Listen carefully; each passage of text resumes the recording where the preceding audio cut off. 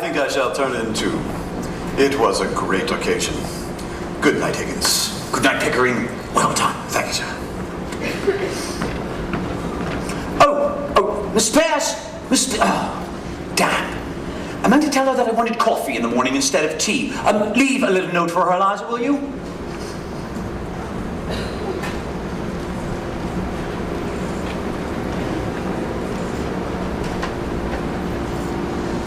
Blast! What the devil have I done with my slippers? There are your slippers! And there, take your slippers and may you never have a day's luck with them! What on earth? What's the matter? Is anything wrong? Nothing wrong with you. I've won your bet for you, haven't I? That's enough for you. I don't matter now, I suppose. You won my bet. You presumptuous insect. I won it. What did you throw those slippers at me for? Because I wanted to smash your face. I could kill you, you selfish brute. You thank God it's all over. Why don't you throw me where you picked me out of in the gutter? You thank God it's all over and that now you can throw me back there, do you? So the creature's nervous after all. Oh, claws in, you cat! How dare you show your temper to me? Now sit down and be quiet. What's to become of me? What's to become of me? How the devil do I know what's to become of you? What does it matter what becomes of you? You don't care. I know you don't care. You wouldn't care if I was dead. I'm nothing to you, not so much as them slippers. Those slippers. Those slippers! I didn't think it made any difference now. Why have you suddenly begun going on like this? May I ask whether you complain of your treatment here? No. Has anyone behaved badly to you? Colonel Pickering, Miss Pierce? No. Surely you don't pretend that I have treated you badly? No. Ah, well, I'm glad to hear it.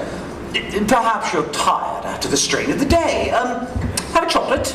No!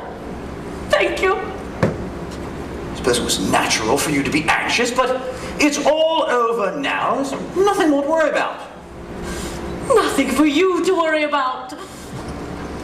God, I wish I was dead. Why? In heaven's name, why? Now listen to me, Eliza. All this irritation is purely subjective. I don't understand. I'm too ignorant. Well, it's only imagination. Nobody's hurting you. Nothing's wrong.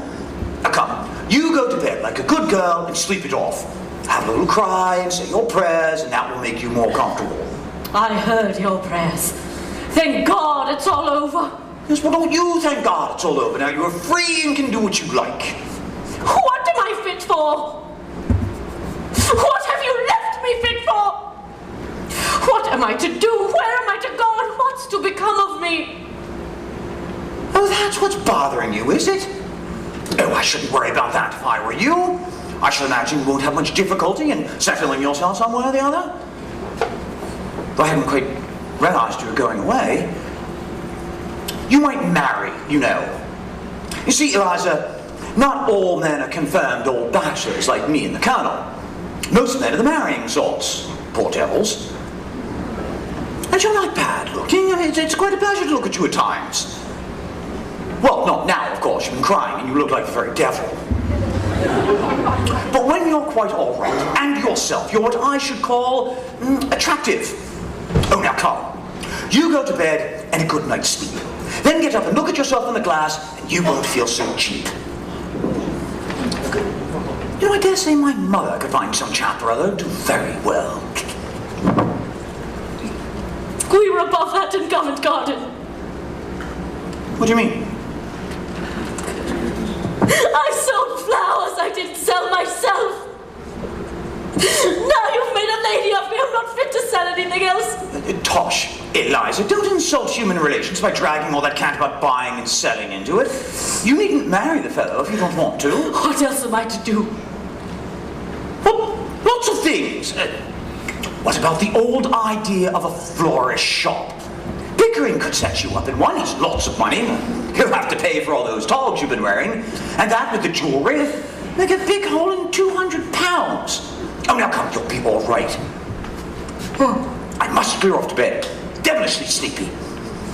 Oh, by the way, I was looking for something. What was it? Your slippers. Oh, yes, of course. You shied them at me. Before you go, sir, Huh? do my clothes belong to me or to Colonel Pickering?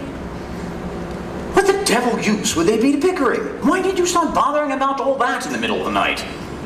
I want to know what I may take away with me.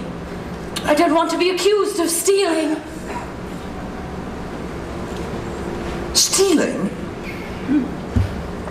No, you shouldn't have said that, Eliza. That shows a want of feeling. I'm sorry. I'm only a common, ignorant girl. And in my station I have to be careful. There can't be any feeling between the like of you and the like of me. Now will you please tell me what belongs to me and what doesn't? You may take the whole damn house full if you like. Will that satisfy you? Except the jewels, they're hired. Stop, please! Will you take these up to your room and keep them safe? I don't want to run the risk of their being missing. Hand them over. If these belong to me and not the jeweler, I would ram them down your ungrateful throat. This ring isn't the jeweler's. It's the one you bought me in Brighton. I don't want it now.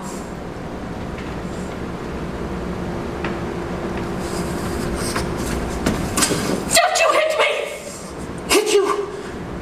You infamous creature, how dare you accuse me of such a thing? It is you who have hit me. You have wounded me to the heart. Well, I'm glad. I got a bit of my own back anyhow. You have caused me to lose my temper, a thing that has hardly ever happened to me before. I prefer to say nothing more about it tonight. I am going to bed. You'd better leave your own note for Mrs. Pierce about the coffee, for it won't be done by me! Damn Mrs. Pierce, damn the coffee, and damn you! And damn my own folly in having lavished my hard-earned knowledge and the treasure of my regard and intimacy on a heartless gutter snipe.